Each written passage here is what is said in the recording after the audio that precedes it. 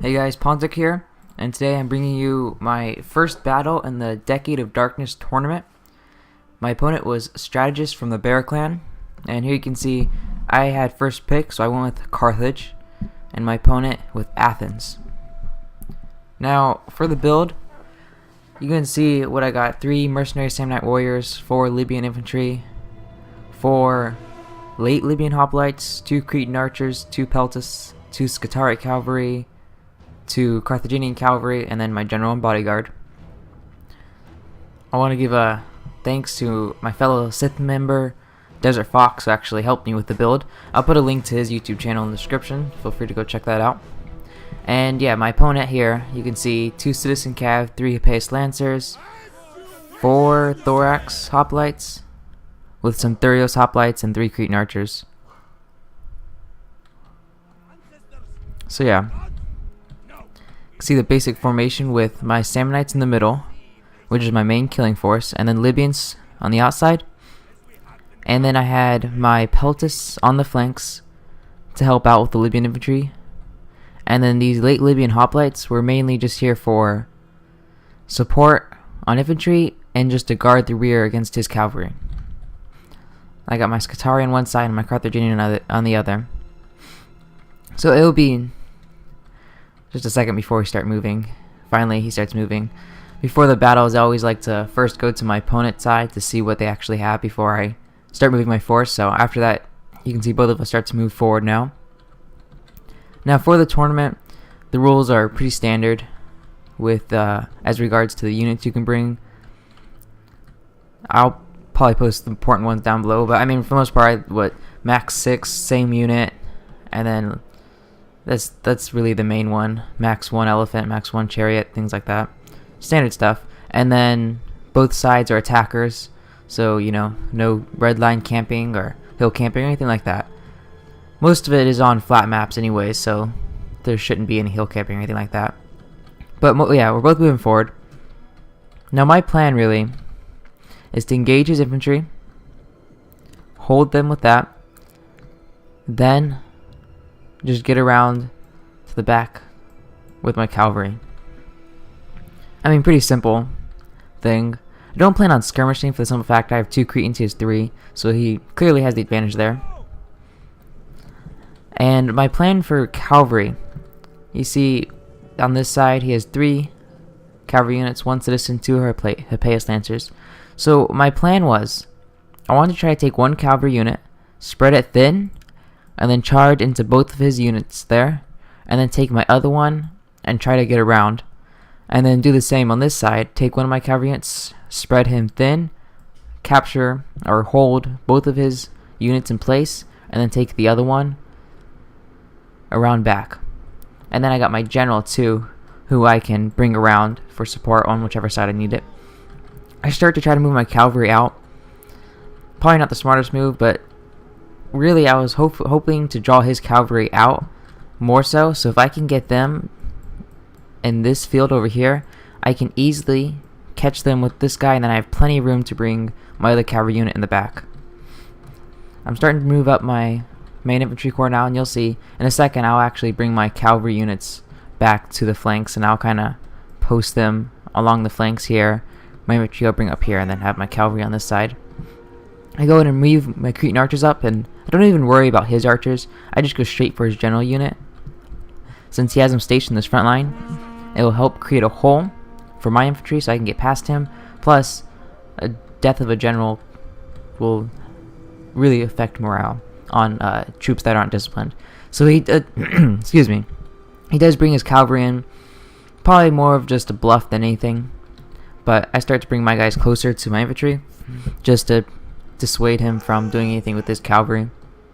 See them moving off. I'm not sure how I got that kill there. It may have been javelin. I don't know. I don't think Carthaginian cavalry with javelins. It may have been one of these guys then. I don't know. I didn't notice that. Yeah, it says they got the kill. I wonder if they were able to. I guess they were able to catch them. Anyways, you can see I'm just charging up my infantry forward. And now that he's starting to retreat, notice all these kills I'm getting on his Thorax Hoplite General. Already down to what, 105 men? 104 men now, losing quite a bit. So I'm going to continuously push forward with my infantry and have my archers just here firing in on his general, getting quite a few kills.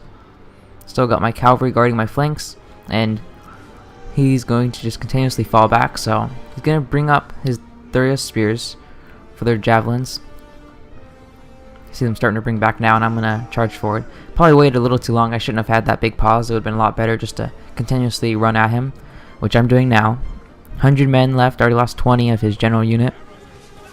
See the arrows coming down, which his archers, you can't see my unit cards, but they were all firing at my 2 archer units. You can see I've lost a couple in both of them, but that's not a big deal at all. I'm not really concerned about my archers, so I have them still firing, moving my infantry forward. Notice I get a charge into a citizen cavalry here, and he brings his Hippeus lancers for support, which he could have easily brought that unit around, which he should have done, but he charged into this fight, which works out for me. And I'm going to take this guy, and he gets kind of caught with a couple of units over here, so I'm going to be trying to get him out of there because these Thurios spears are supporting, so I'm going to charge over there. Notice cavalry unit over here got caught. My late Libyan hoplite got caught by his Thurios and his Hippeus lancers, and then this unit I was able to get through here, but I was micromanaging elsewhere and I forgot about him, so he gets caught there, which is bad on my part. But you can see his unit, his general unit, down to 75 already. I'm going to rearrange my archers and help them start firing on the cavalry over here. And I have Peltis in support and some of these late Libyan hoplites spread out.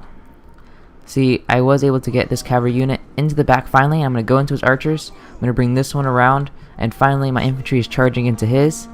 And I think, for the most part, I'm going to get pretty nice charges on most of his units. Plus an extra one I'm going to bring around back. And yeah, a lot of things kind of hectically going on. You can see I have my Peltis and my archers firing on his Hippeus lancer, which stopped moving and got quite a few losses.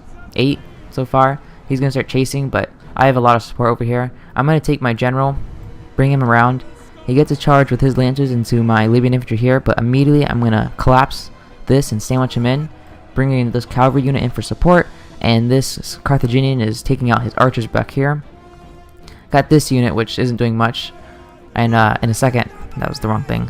In a second, I'm just going to kind of spread him out to protect my flanks from his cavalry. You can see his general unit already breaking because of all that archer fire he took earlier. My general coming into the back. You can see I got more Libyan infantry coming this way. I'm going to just turn them around in a second to hold off these cavalry units. And back here, I'm going to start bringing this guy back in for support. And then just my archers. Here, I have them firing on multiple units. Taking out his cavalry over there, you see finally routing. I'm pretty sure I'm going to retarget them over here. And then my Peltis. Oh, yes. One more Hippeus Lancer unit. I'm going to target my archers there. Plus my Peltis. Going to be able to hold up quite well to those guys. For a little bit at least. And I'll have them targeted trying to get kills there. And I'm going to bring around this extra unit of hoplites around over there for support. Still got this guy stationed here. 2 of them here. But he's able to get a nice flank charge onto my mercenary Samnite warriors. But you can tell I already have a lot of units into the back of his with cavalry and my general and other infantry units. Now this Libyan infantry was able to take out the cavalry over here. He's going to move in on his archers. Or I'm going to move in on his archers, and then pretty soon I'll just go straight through him to more of his infantry. See, he still has some Thurios spears back here. You can see my Libyan infantry is holding up nicely to these veteran hoplites, which are actually going to start chewing through them. I'm able to engage my Libyan hoplite into this Thurios spear, and I'm firing into the back. You can tell he still has his one unit. He's charging, going around different places, but I have my Libyan Peltis, my archers all firing in on this spot over here. Gonna get a lot of kills. And as I wrap up this flank, I have more infantry to bring around. Still got my general. I'm going hammer and anvil strikes onto his infantry. Bring in these extra Libyan Peltis that are out of ammo into this fight. And yeah, this is about the time where I was confident in victory. Most of his guys are gone. He has one cavalry unit and just a couple infantry left, and that's really it. So at this point, just really finishing up what he has left. Notice these Samnite warriors were able to get actually a nice volley onto these Hippeus Lancers, killing quite a number of them. But after this point, they kind of just get left here and don't do much. But not as big of a deal since it's this late into the fight where they're not going to make a difference. But just a lapse in my micromanaging, something I personally need to work on. Losing track of my units is not a good thing. So until I'm bringing these archers, I'm just going to kind of put them behind these Thuriel spears so I can go ahead and fire into these guys who are in square. Some of my units, you can tell back here, coming back from routing. And over here, his last unit of veteran hoplites is being surrounded by a couple of my units, so I'm going to charge into the back there. And all of his units over here, which is a mercenary veteran hoplite and a thorax hoplite, are being surrounded by my infantry. And you can tell this guy was kind of just blobbed over there, so I'm going to actually bring him over to the flank here and then charge him in.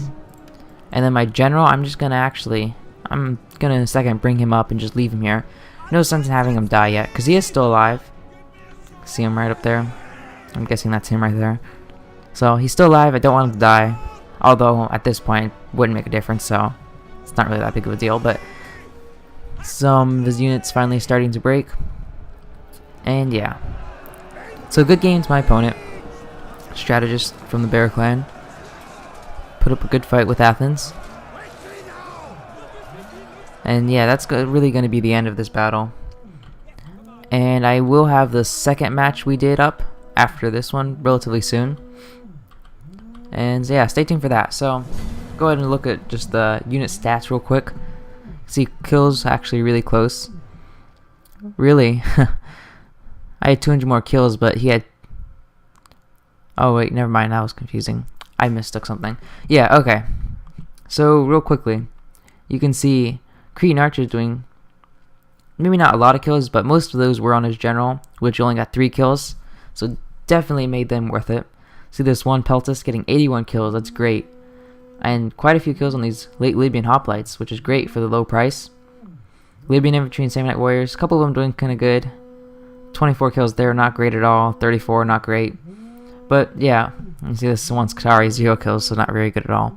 Some of his Hippeus Lancers getting quite a few kills.